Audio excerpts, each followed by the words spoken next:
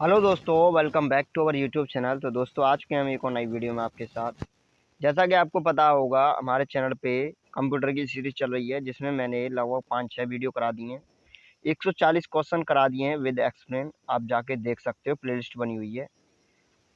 यदि आपने form NWDA का भरा हुआ है, ठीक है, NWDA का अगर आपने फॉर्म भरा है LDC का या UDC का या फिर आपका स्टेनो का हो गया जिसमें कंप्यूटर आता है, ठीक है, तो उनके लिए ये वीडियो काफ़ी हेल्पफुल होने वाली है। ठीक है, जो भी कोर्स दिया है उसके हिसाब से सब दिया है। इन क्वेश्चंस में लगभग 400 क्वेश्चन है। 400 क्वेश्चन कराऊंगा, आपका सारा कंप्लीट हो जाएगा। ओके, जो भी क्वेश्चन आएगा आप करके आओगे। आप इन क्वेश्चंस को करके देखिए, जो मैंने करा दिए हैं इनको ही करके देखिए। और आप किसी भी एग्जाम को उठा के देखिए, आपके क्वेश्चन फंस रहे हैं उसमें, आ रहे हैं कि नहीं आ रहे हैं, निकल रहे हैं कि नहीं निकल रहे हैं, आप जाके देखिए एक बार। ठीक है, टेस्ट कीजिए कि क्वेश्चन निकल रहे हैं कि नहीं निकल रहे हैं। ठीक है, तो आप कह रहे थे कि मैथ की क्लास, तो देखो मैथ 1-2 दिन में होने वाला है, उसका ज़्यादा सिलेबस नहीं है। अर्थमेटिक है, ठीक है। अर्थमेटिक में भी देखो आपका क्या क्या दिया है। रेशियो एंड प्रोपोर्शन दिया है, ratio and proportion, percentage, profit loss हो गया, प्रॉफिट एंड लॉस, और आपका टाइम एंड वर्क दिया है इधर, time and work, time and distance. Okay, और आपका क्या दिया है, एक नंबर सिस्टम दिया है, एक दिया है नंबर सिस्टम, और आपका CI DI SI DI, ठीक है, सिंपल इंटरेस्ट और कंपाउंड इंटरेस्ट SI। तो ये सारे टॉपिक दिए हैं तुम्हारे सिलेबस के अकॉर्डिंग, ठीक है, जो पिछली बार का सिलेबस था उसके अकॉर्डिंग दिए गए हैं। तो इनकी भी एक देखो प्रैक्टिस सेट लाने की कोशिश चल रही है, ठीक है। एक टीचर हैं तो उनसे बात की है कि वो प्रैक्टिस सेट लाएंगे, ठीक है। 1-2 दिन में इसका प्रैक्टिस सेट आ जाएगा। तो इन टॉपिक से जो भी क्वेश्चन पूछे गए होंगे LDC एग्जामों में, वो क्वेश्चन लाए जाएंगे आपके लिए, ठीक है। और कंसेप्ट आपके क्लियर ही होंगे, नहीं क्लियर हैं तो बताना, ठीक है। उसकी भी अलग से क्लास हो सके तो, ठीक है, देखेंगे। तो आपका ये हो गया, मैथ हो गया और कंप्यूटर हो गया, और जीके चली रही है, ठीक है। जीके आज से शाम को रेगुलर क्लास आना स्टार्ट हो जाएगी, ठीक है। पहले मैं कराऊंगा टॉपिक वाइज, ठीक है। टॉपिक वाइज जितने भी क्वेश्चन है, मल्टीपल क्वेश्चन जितने भी, वो तो ये मान लो सारे एग्जाम में, जो भी एग्जाम में आए हुए क्वेश्चन है वो सारे दिए जाएंगे, ठीक है। उसकी प्रैक्टिस कराई जाएगी। मल्टीपल टाइप क्वेश्चन होंगे, उनकी प्रैक्टिस चलेगी रात को।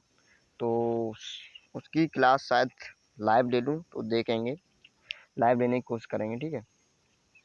तो जीके की वो प्रैक्टिस चलेगी और हिंदी का भी देख लेंगे, ठीक है। तो स्टार्ट करते हैं। पहला क्वेश्चन क्या है, देखो यहाँ तक मैंने क्वेश्चन 140 तक हो गए थे, और 141 है। बिट, बिट किसका लघुत्तम रूप है। तो ये बाइनरी डिजिट का है, कल मैंने बताया था। एक बार मैं इसे अच्छी तरह बता दूं और आप नोट कर लो, ठीक है, क्योंकि इससे रिलेटेड कई क्वेश्चन हैं। कि कल मैंने बताया था ये कि एक बिट बराबर क्या होता है। एक बिट,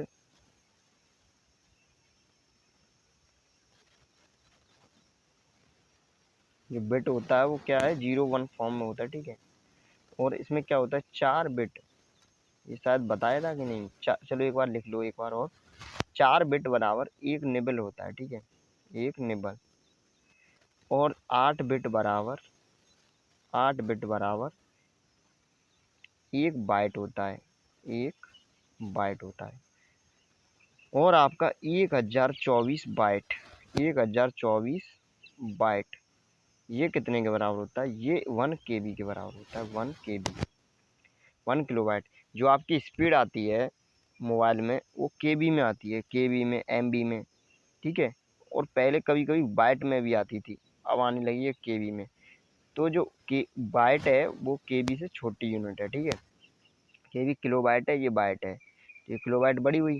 1024 बाइट अगर मिला दें तो क्या बनता है, 1 किलोबाइट। तो इसी तरह से ये हैं, ये देख लेना, इनसे क्वेश्चन पूछ लिए जाते हैं, ठीक है। अब इसके बाद 1024 किलोबाइट कितने के बराबर होता, 1 MB के, 1 मेगाबाइट के। इसी तरह 1024 MB, 1024 आपको 1 GB डेटा मिलता है, ठीक है। तो वो 1 GB डेटा कितना होता है, 1000 MB नहीं होता, 1024 MB होता है, ठीक है। तो 1024 MB कितने के बराबर हो जाएगा, 1 GB के। कितने के, 1 GB के। ऐसे ही 1024 GB कितने के बराबर होता है, हो जाएगा 1 TB के। ठीक है, ऐसे ही 1024 TB 1 PB के, और 1024 PB 1 EB के। इसी तरह से होता है। तो देख लेना, मैंने सब करा दिया है। ठीक है, डिटेल में। 1 बाइट से कितने विकल्प होते हैं, ये क्या है, 1 बाइट से कितने विकल्प होते हैं, क्या कह रहा है क्वेश्चन में। तो देखो इसमें क्या है, 1 बाइट से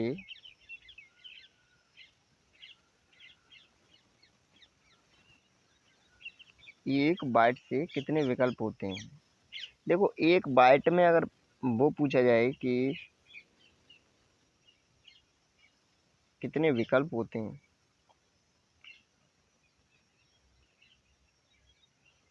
ये क्वेश्चन कुछ मिस्टेक लग रही है या फिर समझ नहीं आ रहा है। ठीक है, क्या लिखा है। ठीक है, तो इसको देख लेना, बाद में देख लेंगे। ठीक है, 1 बाइट से कितने विकल्प होते हैं, ठीक है, देख लेंगे बाद में। अगला क्वेश्चन देखो, 143। कंप्यूटर मेमोरी की सबसे छोटी इकाई क्या कहलाती है। कंप्यूटर मेमोरी की सबसे छोटी इकाई मैंने बता दिया क्या कहलाती है, बिट कहलाती है। ठीक है, ये आंसर हो जाएगा इसका। ठीक है, बिट बताया ना, बिट सबसे छोटी इकाई, जो कि 0 1 की फॉर्मेट में होती है। और क्या होता है, 4 बिट बराबर 1 निबल होता है, और 8 बिट बराबर 1 बाइट होता है, और 1024 बाइट 1 KB के बराबर होता है। ठीक है, तो बिट सबसे छोटी इकाई है। कितना बाइट मिलकर 1 किलोबाइट बनाता है, कितना बाइट मिलकर 1 किलोबाइट बनाता है, बाइट। ठीक है, कितना बाइट मिलकर 1 KB बनाता है, 1 KB। तो ये बता दिया अभी जस्ट। कितना बाइट, 1024 बाइट। कितना, 1024। तो option B is the right answer. ठीक है, सही में आ गया। तो आगे चलते हैं, अगला क्वेश्चन देखते हैं। अगला क्वेश्चन क्या है, बाइनरी नंबर प्रणाली में कितने अंक होते हैं। जो बाइनरी नंबर प्रणाली होती है उसमें कितने अंक होते हैं। तो देखो बाइनरी डिजिट आपको पता होगा कितने होते हैं, सिर्फ 2 होते हैं। कौन कौन से होते हैं, वो होते हैं 0 और 1। ठीक है, जो भी बाइनरी डिजिट होते हैं वो 0 और 1 होते हैं। ठीक है, तो कितने नंबर पूछे हैं, कितने अंक होते हैं, तो 2 होते हैं। एक एक होता है, एक 0 होता है। तो इसका ऑप्शन सी सही हो जाएगा। ठीक है, आगे चलते हैं, अगला क्वेश्चन देखते हैं। अगला क्वेश्चन क्या दिया है आपका, अक्षरों तथा चिन्हों को बाइटों में स्टोर करने की विधि को क्या कहते हैं। तो बताइए क्या कहते हैं, इसका कलर चेंज कर लूँ। हाँ बताइए इसका क्या आंसर होगा आपका। इसका आंसर हो जाएगा आपका कोडिंग सिस्टम। अक्षरों तथा चिन्हों को बाइटों में स्टोर करने की विधि को क्या कहते हैं। जैसे हम मान लो मैंने कुछ लिखा उस पर कंप्यूटर पे, या कंप्यूटर को सिस्टम में जाता है, जो भी हम लिखते हैं टाइप करते हैं कीबोर्ड से, तो वो प्रोसेस होती है तो सिस्टम में जाता है, तो उसको वो बाइनरी डिजिट में समझाता है कंप्यूटर को। हम तो भाषा बोलते हैं लेकिन उनकी भाषा होती है यही। ठीक है, 0 1। तो वो किस में समझाते हैं, बाइनरी में। तो उसमें क्या होता है, 0 1 1 0, इस तरह से वो समझा देंगे। ठीक है, कंप्यूटर का। तो जैसे आप भाषा बोलोगे, यहाँ पे आपने कंप्यूटर कीबोर्ड में कुछ टाइप किया, तो कंप्यूटर में जाके इस तरह से बाइनरी डिजिट में कन्वर्ट हो जाएगा।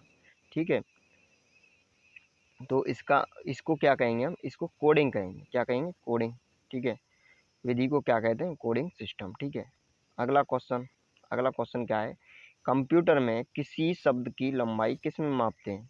कंप्यूटर में किसी शब्द की लंबाई किस में मापेंगे, क्या है सबसे छोटी इकाई, तो बिट है, तो बिट में मापेंगे। ठीक है, option B is the right answer. Logic gate क्या है, लॉजिक गेट, लॉजिक गेट क्या है, लॉजिक गेट क्या है, एक प्रकार का सर्किट है। क्या है, एक प्रकार का सर्किट है लॉजिक गेट। आगे क्वेश्चन देखते हैं अगला, कंप्यूटर पर इंफॉर्मेशन किस रूप में स्टोर की जाती है। तो कंप्यूटर में जो इंफॉर्मेशन होती है वो किस रूप में स्टोर की जाती है, बताइए इसका आंसर क्या होगा। क्या बोलते हैं इसे, डेटा। कौन सा, डिजिटल डेटा। ठीक है, आगे चलते हैं, अगला क्वेश्चन देखते हैं। कौन सा एक प्रोग्राम है जिसमें कंप्यूटर का उपयोग करना आसान हो जाता है। कौन सा एक प्रोग्राम है जिसमें कंप्यूटर का उपयोग करना बहुत ही आसान हो जाता है? एप्लीकेशन, ऑपरेटिंग सिस्टम या नेटवर्क या यूटिलिटी? तो इसका क्या आंसर हो जाएगा आपका? Utility. Option D is the right answer. तो देखो, जहाँ पे एक्सप्लेन करने की ज़रूरत होगी मैं एक्सप्लेन कर दूंगा, ठीक है। अभी अभी तक मैंने क्या बता दिया, देखो आपको इनपुट आउटपुट के बारे में पूरा बता दिया, ठीक है। आपको मेमोरी के बारे में बता दिया। मेमोरी से बहुत ज़्यादा क्वेश्चन पूछे जाते हैं।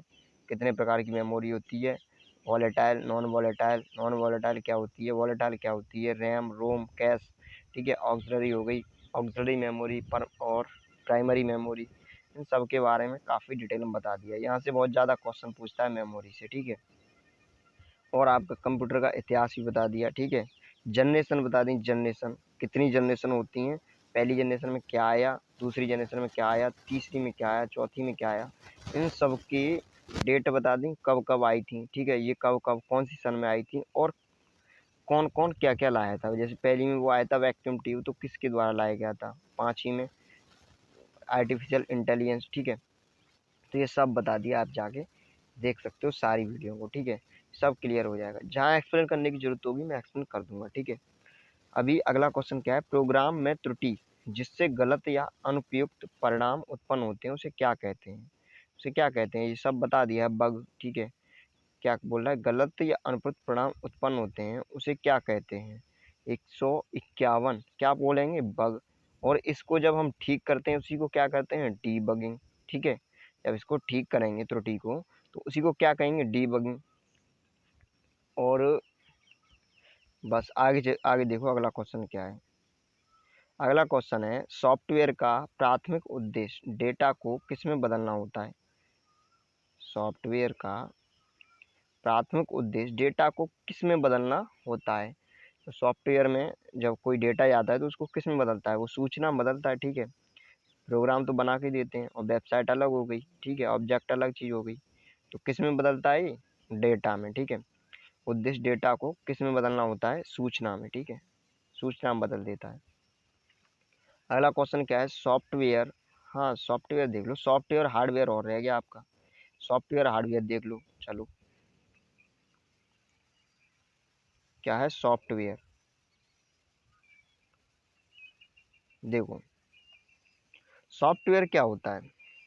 पहले हार्डवेयर समझो, हार्डवेयर क्या होता है। देखो, सॉफ्टवेयर क्या होता है? जिसे हम छू ना सकें, ठीक है। ऐसे समझो, सॉफ्टवेयर क्या होता है? जिसे हम छू ना सकें। और हार्डवेयर क्या होता है? जिसे हम छू लें, जिसे हम टच कर सकें। हार्डवेयर, ये शायद कल बताया तो था। जैसे माउस हो गया आपका, माउस हो गया, ठीक है।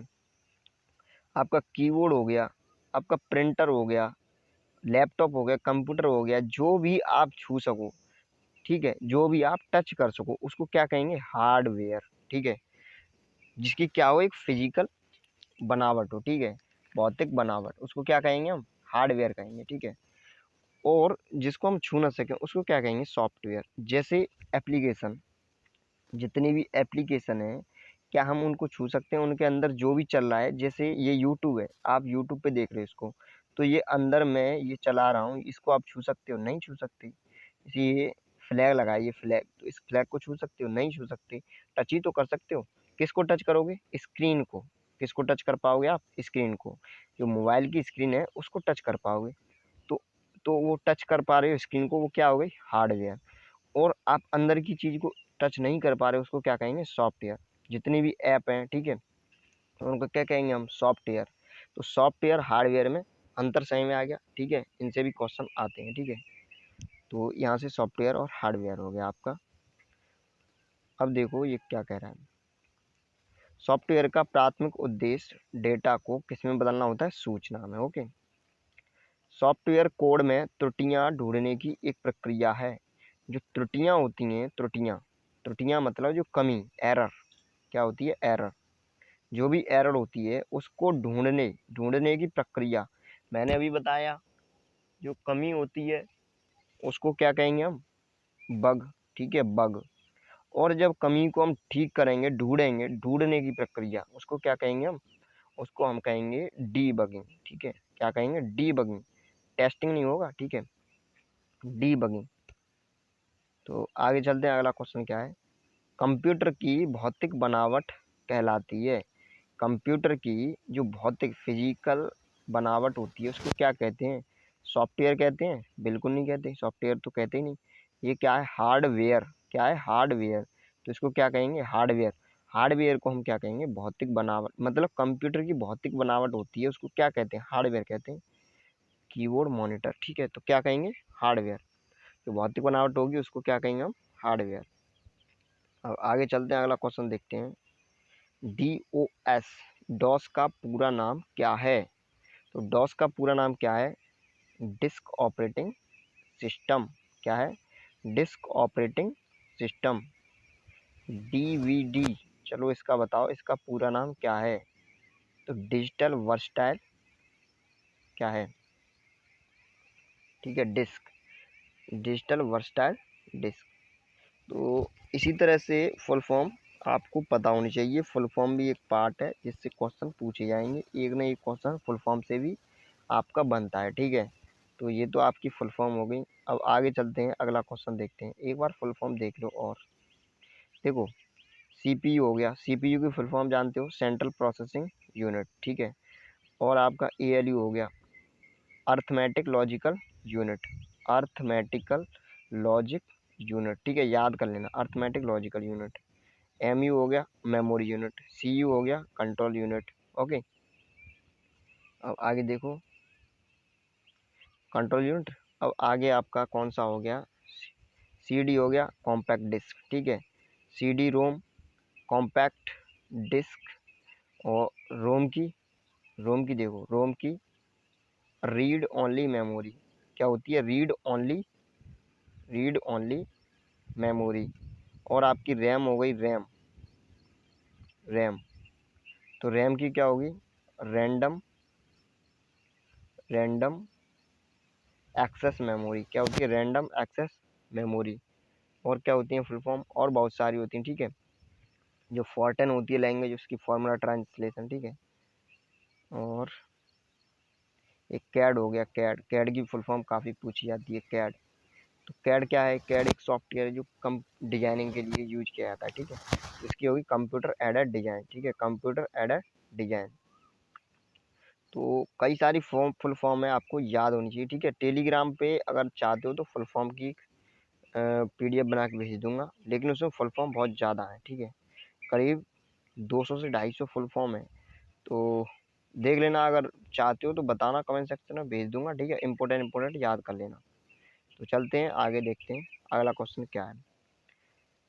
इसमें विषम शब्द है। अच्छा, तीन तो एक तरह के हैं, एक विषम है। ठीक है, तो MS डॉक्स हो गया, यूनिक्स हो गया, विंडोज हो गई। एक्सेस बिल्कुल अलग है। ठीक है, अगला क्वेश्चन देखते हैं। अगला क्वेश्चन क्या है? यूनिक्स का विकास कब हुआ? चलो इस क्वेश्चन को देखो, यूनिक्स का विकास कब हुआ? तो ये हुआ था 1969, वैसे 1970 के करीब। ठीक है, 1969, 1970 आया आंसर में। ठीक है, तो उसे भी देख लेना, अगर यहाँ 69 की जगह कितना होता 1970, तो ये भी सही हो जाता। ठीक है, तो एक दो साल का इधर उधर हो सकता है। तो 1970, वैसे पहले मैंने 1970 बताया था आपको, जब भी करा रहा था क्वेश्चन था। तो कितना हो जाएगा उसके हिसाब से? 1969। ठीक है, तो एक दो साल का, इसमें कोई दिक्कत वाली बात नहीं है। अब यूनिक्स क्या है? यूनिक्स एक क्या है? यूनिक्स एक ऑपरेटिंग सिस्टम है। यूनिक्स क्या है? एक ऑपरेटिंग सिस्टम है, जो क्या है? Multi user. जैसे क्या? Multi user. ठीक है, इसमें क्या होता है? इसमें जो भी हमारी भाषा होती है, ठीक है, जो भी हमारी भाषा होती है वो कंप्यूटर को समझाता है। ठीक है, यूनिक्स ऑपरेटिंग सिस्टम एक सॉफ्टवेयर है जो क्या करता है? वो हमारी भाषा को किसको समझा देता है? कंप्यूटर को। जैसे अभी थोड़ी देर पहले मैंने बताया था कि 0110 इस तरह से कोड होता है। तो यहाँ से हमने कुछ लिखा, एंटर किया कीबोर्ड से। ठीक है, तो वो ये हम तो कुछ भी भाषा लिखते हैं, हिंदी या इंग्लिश, कुछ भी में, तो वो इसको कोड की फॉर्म में किसी समझा देता है कंप्यूटर को। यही होता है आपको, यही ऑपरेटिंग सिस्टम, और यही कंप्यूटर की भाषा को हमें समझा देता है। ठीक है, इधर से। तो ये यूनिक्स ऑपरेटिंग सिस्टम कब बनाया गया? तो ये देखो 1970 के करीब बनाया गया था। तो 1970 या 1969, आपका ऑप्शन सी सही हो जाएगा। ठीक है, किस किसने बनाया था? तो देखो दो व्यक्ति थे, एक डेनिस और रिची था, एक डेनिस रिची, और कौन था, और एक था केन थॉमसन, केन केन थॉमसन। ठीक है, इन दोनों ने मिलकर क्या बनाया था? ये यूनिक्स ऑपरेटिंग सिस्टम। ठीक है, और ये किस भाषा में बनाया गया है? तो ये आपका सी भाषा में बनाया गया। सी भाषा भी लगभग इसी के टाइम पे डेवलप हुई थी। तो ये क्लियर हुआ। यूनिक्स यूनिक्स का विकास कब हुआ? 1970। किसने बनाया? डेनिस रिची, केन थॉमसन। ठीक है, ये क्या है? ये एक ऑपरेटिंग सिस्टम है जो क्या करता है? हमारी भाषा को कंप्यूटर को समझाता है और कंप्यूटर की भाषा को हमें समझाता है। ओके, यहाँ से क्लियर हुआ यूनिक्स के बारे में पूरा। अब देखते हैं आगे, यूनिक्स की मुख्य भाषा क्या है? यूनिक्स की जो मुख्य भाषा है वो क्या है? तो ये क्या है? असेंबली है। ठीक है, कौन सी भाषा है? असेंबली, जो क्या करती है? असेंबली भाषा। ठीक है, मशीन भाषा में चेंज होती है। ठीक है, अब आगे चलते हैं। कंप्यूटर में काम करने के लिए किस सॉफ्टवेयर का प्रयोग किया जाता है? ठीक है, कंप्यूटर में काम करने के लिए किस सॉफ्टवेयर का प्रयोग किया जाता है? तो वो हो जाएगा आपका एप्लीकेशन। जैसे मैं ये अपने मोबाइल पर काम कर रहा हूँ, तो ये मतलब वीडियो चल रही है, किसके थ्रू चल रही है? यूट्यूब के थ्रू। तो यूट्यूब क्या है? ये एक एप्लीकेशन ही तो है। ठीक है, चलो आगे चलते हैं। कौन सा सॉफ्टवेयर कंप्यूटर के हार्डवेयर को नियंत्रित करता है? कौन सा सॉफ्टवेयर कंप्यूटर के हार्डवेयर को नियंत्रित नियंत्रित कंट्रोल करता है? तो इसका आंसर आपका क्या हो जाएगा? सिस्टम। ठीक है, क्या आ जाएगा? सिस्टम। तो आगे चलते हैं। कंपाइलर कंप्यूटर की किस प्रकार की भाषा है? जो कंपाइलर है वो किस प्रकार की भाषा है? कंपाइलर हो जाएगी आपकी लो लेवल लैंग्वेज। कौन सी हो जाएगी? आपकी निम्न स्तरीय भाषा। जो कंप्यूटर लैंग्वेज होती है वो देखो, रुको एक मिनट। जो कंप्यूटर लैंग्वेज है, कंप्यूटर लैंग्वेज, ये कंप्यूटर लैंग्वेज दो टाइप से बटी हुई है। एक होती है low level language, low level language. ठीक है, और एक होती है high level language, high level language. इसमें लो लेवल लैंग्वेज में कौन कौन सी भाषा आती है? मशीनी भाषा आती है। ठीक है, मशीनी भाषा या मशीन लैंग्वेज। ठीक है, और दूसरी असेंबली आ जाती है, असेंबली। और इसमें क्या क्या आ जाती हैं? इसमें बहुत सारी आती हैं, जैसे फॉर्टन हो गई, फॉर्टन, तो वैज्ञानिक यूज करते हैं फॉर्टन। Formula translation. ठीक है, इसका जो फुल फॉर्म होती है फार्मूला ट्रांसलेशन। ठीक है, और आपकी कोबोल हो गई, कोबोल, कोबोल, कोबोल कल मैंने बताया था किसके लिए यूज की जाती है, कमेंट सेक्शन में कमेंट करके बताओ जल्दी। और आपकी सी हो गई, सी प्लस प्लस हो गई, जावा हो गई। ठीक है, इस तरह की भाषाएं यूज की जाती हैं। जो कंपाइलर और इंटरप्रेटर के बारे में जान।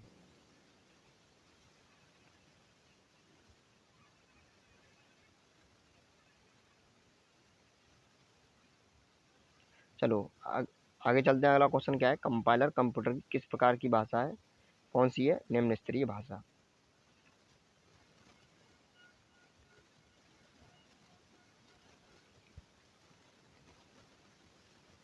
अगला क्वेश्चन क्या है? कंप्यूटर में उपयोग के लिए बाजार में बिकने वाला प्रोग्राम को क्या कहते हैं? तो कंप्यूटर में उपयोग किए जाते हैं प्रोग्राम जो बाजार में बिकते हैं उनको क्या कहते हैं? तो उनको क्या कहते हैं? Software package. Option A is the right answer. ठीक है, आगे चलते हैं। अगला क्वेश्चन देखते हैं। यूनिक्स की विशेषताएं क्या है? देखो ये विशेषताएं पूछ रहा है, और विशेषताएं तो क्या है, ये क्या करता है, ये मतलब वो ठीक है, कंप्यूटर की भाषा को हमारी भाषा को कंप्यूटर को समझाता है। लेकिन इसमें यहाँ पे कुछ मुझे मिस्टेक लग रही है। यूनिक्स की डेवलप या यूनिक्स को बनाया था, वो किसने बनाया था, तो केन थॉमसन ने। Option B is the right answer. Option के हिसाब से जो है। अगला क्वेश्चन क्या है, कंप्यूटर की असेंबली भाषा में लिखे गए प्रोग्राम को मशीनी भाषा में बदल, देखो ध्यान से पढ़ना, कंप्यूटर की असेंबली भाषा में लिखे गए प्रोग्राम को मशीनी भाषा में बदलने का काम करता है। कौन करता है, तो इसका आंसर हो जाएगा आपका असेंबलर। ठीक है, क्या हो जाएगा, असेंबलर। कंप्यूटर की असेंबली भाषा होती है, ठीक है, उसको किस भाषा में, मशीन भाषा में चेंज करना असेंबलर कहलाता है। ठीक है, हार्डवेयर और सॉफ्टवेयर के बीच संबंध बनाने की तकनीक या सुविधा को क्या कहा जाता है, तो इसको क्या कहा जाता है, हार्डवेयर और सॉफ्टवेयर के संबंध के बीच जो संबंध बनाने की तकनीक होती है उसको क्या कहते हैं हम, उसको कहते हैं हम इंटरफेस। ठीक है, option D is the right answer, interface. दोनों के बीच जो संबंध होता है उसे इंटरफेस बोलते हैं।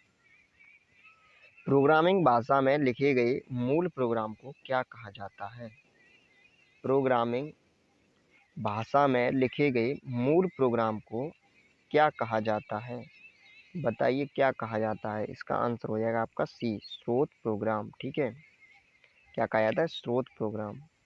अगला क्वेश्चन क्या है, किस ऑपरेटिंग सिस्टम में उपयोगकर्ता एक साथ कई कंप्यूटर ऑपरेट कर सकते हैं, किस ऑपरेटिंग सिस्टम में, बताइए 167 का आंसर। किस ऑपरेटिंग सिस्टम में उपयोगकर्ता एक साथ कई कंप्यूटर ऑपरेटर कर सकते हैं। ठीक है, तो बताइए इसका आंसर क्या होगा आपका,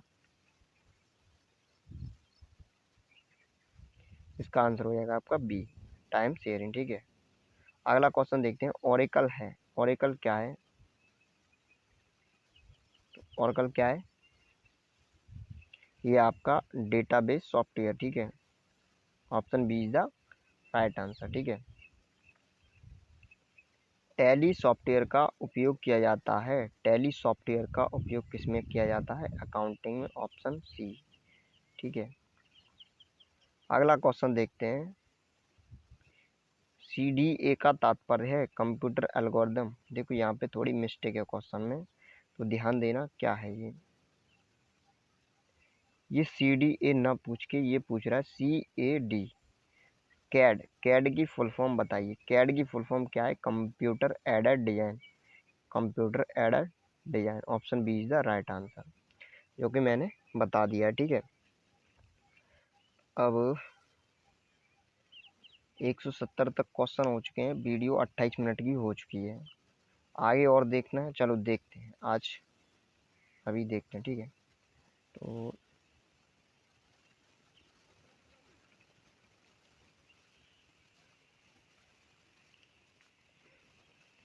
जो 170 के आगे क्वेश्चन है उनको भी देखते हैं अभी। ठीक है, तो ये क्वेश्चन आ चुके हैं। अब यहाँ से थोड़ा आपको पहले पढ़ना पड़ेगा। ठीक है, पहले मैं बताता हूँ, उसे देख लो। MS ऑफिस के बारे में बताता हूँ। ठीक है, यहाँ से MS वर्ड, MS ऑफिस के बारे में आ गया है, तो ये भी काफ़ी इम्पोर्टेंट है, आपके सिलेबस में दिया गया है MS ऑफिस, तो इसको समझ लो एक बार, मैं बताता हूँ पहले। ठीक है, MS ऑफिस के बारे में उसे लिख लो, नोट्स बना लो इसके अच्छी तरह। देखो, एक साइड में लिखो MS वर्ड, MS वर्ड, और इधर की साइड लिखो MS Excel, MS Excel, MS PowerPoint, MS PowerPoint. देखो लिखने में थोड़ी उसमें मीनिंग में कुछ दिक्कत हो तो उसकी वो मत करना। ठीक है, पेन से साफ नहीं दिखाई दे रहा। ठीक है, या कुछ वैसा भी हो सकता है, बस समझना ये क्या MS वर्ड है, ये MS एक्सेल है, और ये MS पावर पॉइंट है, ध्यान देना। अब इसमें देखो, इसमें क्या होता है, जो इसमें डेटा को जो लिखते हैं, ठीक है, वो दस्तावेज और रिज्यूम बनाने के लिए, ठीक है। इसमें जो डेटा लिखा जाता है उसको किसके लिए, आप मतलब ये बोल सकते हो कि दस्तावेज और रिज्यूम, ठीक है। इसमें लिखो दस्तावेज, दस्तावेज और रिज्यूम। जैसे आपको रिज्यूम बनवाना है, ठीक है, किसी कंपनी में जब आप जॉब करने जा रहे हो, जॉब जैसे जॉब देने जा रहे हो, जॉब लेने जा रहे हो, ठीक है, तो उसके लिए आपको रिज्यूम सेंड करना होता है किसी कंपनी को पहले। तो रिज्यूम बनवाने जा रहे हो, तो जब वो रिज्यूम बनाएगा आपका, ठीक है, तो वो क्या खोलेगा, M S Word. M S Word में आपका रिज्यूम बनाएगा, ठीक है। ये एम एस वर्ड हो गया। कोई भी दस्तावेज बनवाना हो उसको भी वो एम एस वर्ड खोलेगा, तब उसमें बनाएगा, ठीक है, दस्तावेज। तो एम एस वर्ड में क्या बनता है, रिज्यूम और दस्तावेज। ये ध्यान रखना, क्वेश्चन पूछता है, ठीक है, यहीं से। अब देखो एम एस एक्सेल में जो भी कोई डेटा इस तरह का है कि उसको हमें लिखने के लिए क्या रो और कॉलम की ज़रूरत पड़ेगी, ठीक है। जो भी कोई ऐसा डेटा है कि जिसको मुझे लिखने के लिए रो की और कॉलम की ज़रूरत पड़ेगी, तो उसको मैं क्या करूँगा, उसके लिए मैं एम एस एक्सेल खोलूँगा, ठीक है, एम एस एक्सेल, ठीक है। जो भी मुझे कोई डेटा है, ठीक है, तो उसको लिखने के लिए जब भी रो की ज़रूरत पड़े या कॉलम की, इन दोनों की ज़रूरत पड़ेगी, तब कौन सा खोलूँगा मैं, एम एस एक्सेल, ठीक है। एम एस पावर पॉइंट में क्या होता है, एम एस पावर पॉइंट में प्रेजेंटेशन तैयार होती है। जैसे आपने मूवियों में देखा होगा, जैसे कोई प्रेजेंटेशन देता है, ठीक है, तो वो किस में प्रेजेंटेशन तैयार की जाती है, ये तैयार की जाती है एम एस पावर पॉइंट में, ठीक है। जो प्रेजेंटेशन होती है वो एम एस पावर पॉइंट में तैयार की जाती है। तो इसमें क्या लिख दो, प्रेजेंटेशन, प्रेजेंटेशन। प्रेजेंटेशन तो जानते ही होंगे, किसी टॉपिक के बारे में अच्छी तरह बोलना या फिर समझाना, ठीक है, उसके थ्रू। तो ये एम एस पावर पॉइंट भी बनता है, ठीक है, सब प्रेजेंटेशन। तो ये हो गया आपका। अगला इसमें देखो, इसमें क्या होता है, इसमें पेज होते हैं। वो एक क्या हो गया, हट गया, पूरा हट गया, ध्यान देना। यहाँ मैंने लिखा था एम एस वर्ड, डब्ल्यू लिख रहा हूँ, ठीक है, एम एस एक्सेल, ठीक है, ई लिख रहा हूँ, और M S PowerPoint, PowerPoint, ध्यान देना, ठीक है। तो इसमें मैंने बताया था, अरे यार ये क्या हो रहा है, रुको, देखो यहाँ से देखो, ठीक है, ये एम एस ऑफिस हो, एम एस वर्ल्ड हो गया, ठीक है, ये एम एस एक्सेल हो गया, एम एस एक्सेल, और ये एम एस पावर पॉइंट, ध्यान देना, ठीक है। इनको अच्छी तरह समझना। इसमें क्या है, दस्तावेज, इसमें क्या है, दस्तावेज और रिज्यूम, रिज्यूम तैयार किया जाता है, ठीक है। और इसमें क्या है आपका, इसमें जो जिस डेटा को लिखने के लिए हमें उसकी रो और कॉलम की ज़रूरत पड़े, ठीक है, तो उसको क्या कहते हैं हम, उसको उसके लिए हमें एक्सेल की ज़रूरत पड़ती है, एम एस एक्सेल की। और पावर पॉइंट के लिए, पावर पॉइंट के लिए हमें प्रेजेंटेशन जब भी देनी हो तो पावर पॉइंट में खोलते हैं, ठीक है।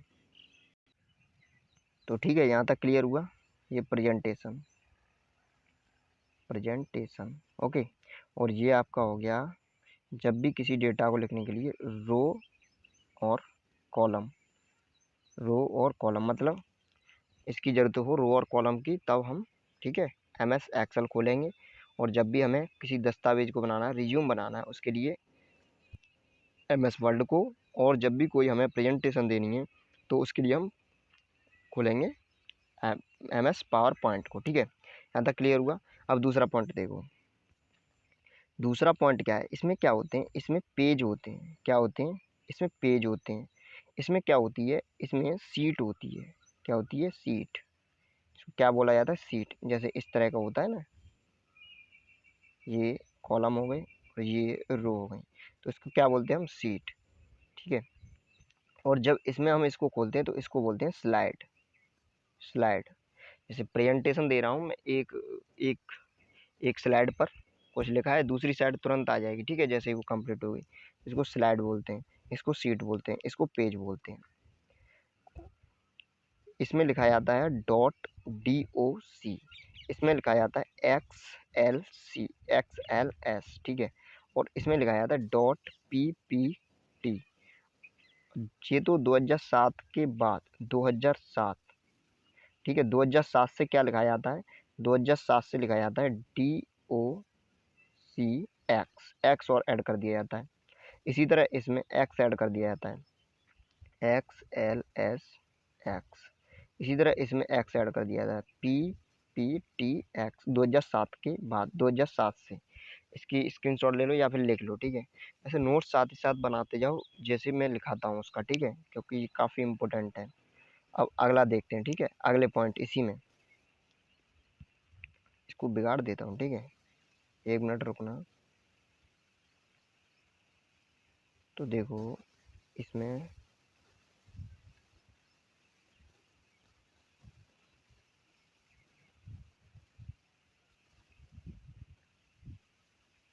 ये आपका पूरा हो गया। ठीक है, अभी इसमें 2-3 पॉइंट और बचे हैं, उनको और लिख लो। ये काफ़ी इंपॉर्टेंट है, MS वर्ड, MS ऑफिस और MS पावर पॉइंट। ओके। तो इसका साइज कम कर लेते हैं। ठीक है, कलर चेंज कर लेते हैं और इसमें लिखो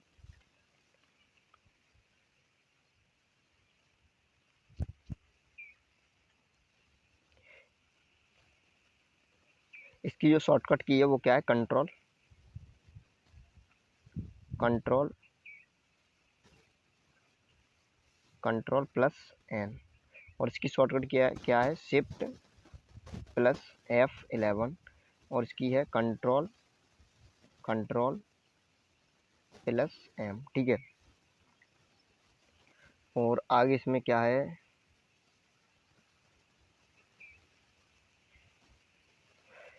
और कुछ नहीं है, बस इतना ही है। ठीक है, और भी है वो देख लेंगे बाद में। ठीक है, यहाँ तक क्लियर हुआ जी। ठीक है, अब आगे चलते हैं, अगला क्वेश्चन देखते हैं क्या है।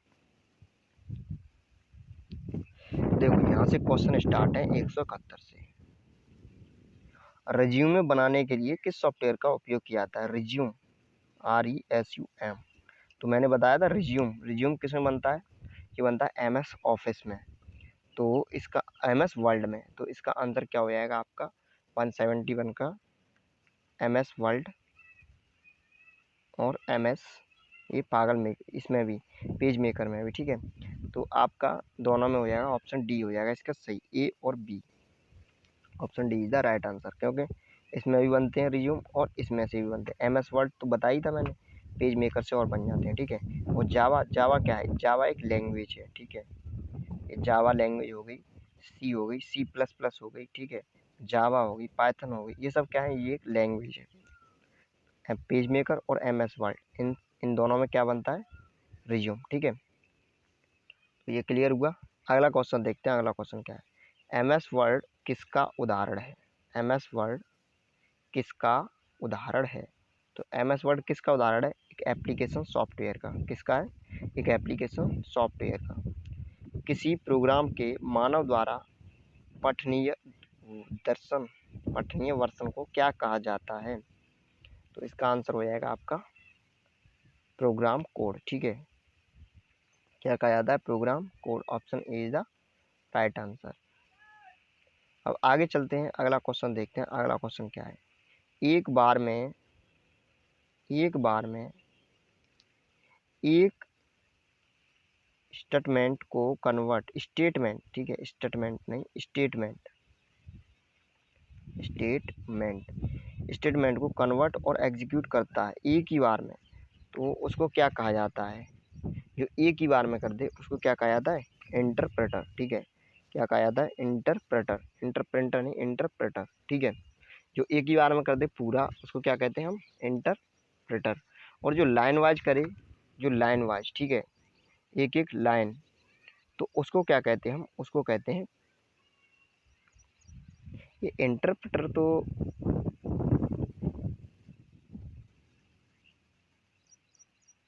जो पूरा डेटा एक साथ करे उसको तो कंपाइलर, और जो लाइन वाइज लाइन करे उसको इंटरप्रेटर। देखता हूँ एक बार इसे। एक बार में एक स्टेटमेंट को कन्वर्ट और एग्जीक्यूट। हाँ, थोड़ी मिस्टेक हो गई इसमें। इसमें देखो क्या है, ध्यान से देखो। एक बार में एक ही स्टेटमेंट मतलब एक लाइन को ही एग्जीक्यूट या कन्वर्ट कर सके उसको क्या कहते हैं हम, इंटरप्रेटर। ये सही में आया। और जो एक बार में पूरा स्टेटमेंट है, पूरा जितना भी पेज है पूरा, तो उन सब को जितना भी लिखा है उस सब को एक ही बार में कन्वर्ट कर दे उसको क्या कहते हैं, कंपाइलर। क्या कहेंगे, कंपाइलर। काफ़ी ठीक है, इंपॉर्टेंट है, ध्यान रखना। एक बार में अगर एक लाइन करे, एक लाइन को कन्वर्ट करे, एग्जीक्यूट करे, उसको क्या कहेंगे हम, इंटरप्रेटर। और एक बार में पूरे पेज को जितना भी लिखा है उस सब को कर दे उसको क्या कहेंगे, कंपाइलर। क्लियर हुआ। चलो आगे चलते हैं, अगला क्वेश्चन देखते हैं। पहले से चल रहे कंप्यूटर को रीस्टार्ट करना क्या कहलाता है। पहले से चल रहे कंप्यूटर को रीस्टार्ट करना क्या कहलाता है, तो क्या कहेंगे, रीबूटिंग। ठीक है, rebooting. Option C, option C is the right answer. अगला क्वेश्चन है, पोस्ट का पूरा नाम क्या है, मतलब फुल फॉर्म में पूछी गई है, तो इसकी फुल फॉर्म क्या होगी आपकी, बताइए।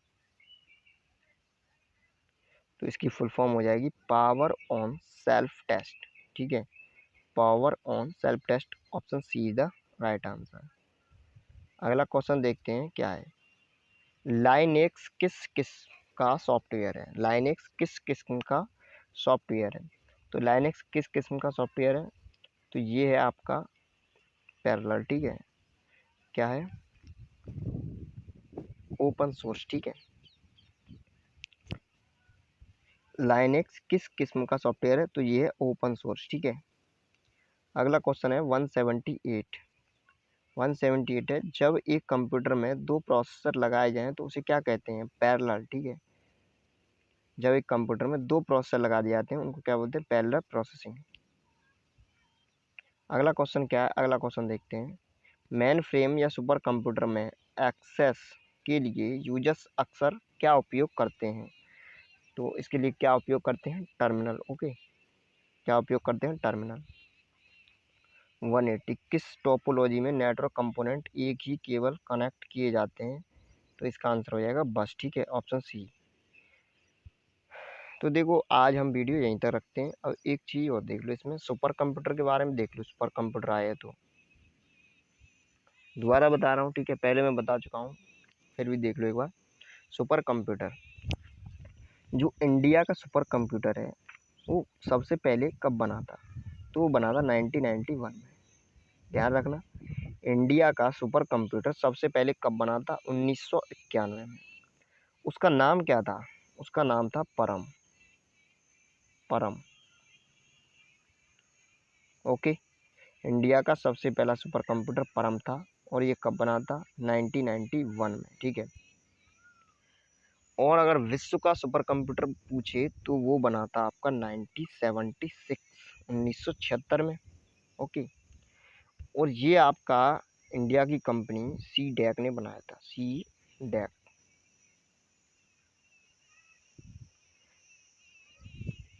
और जो सबसे तेज चलने वाला है सुपर कंप्यूटर वो है इंडिया का प्रत्युष। क्या है, प्रत्युष। और आपका विश्व का अगर सुपर कंप्यूटर पूछा जाए तो वो है आपका फुगाकू। फुगाकू, जो कि कहाँ का है, जापान का। तो यहाँ तक आपकी वीडियो ख़त्म होती है। ठीक है, अब कल स्टार्ट करेंगे और ये लगभग क्वेश्चन होने के बाद फिर मैं एक मैराथन लाऊंगा। जितने भी क्वेश्चन पूछे गए एग्जाम में वो सारे, ठीक है, अभी तैयार कर लीजिए, लाइव क्लास लाएंगे। ठीक है, तो thank you for watching video.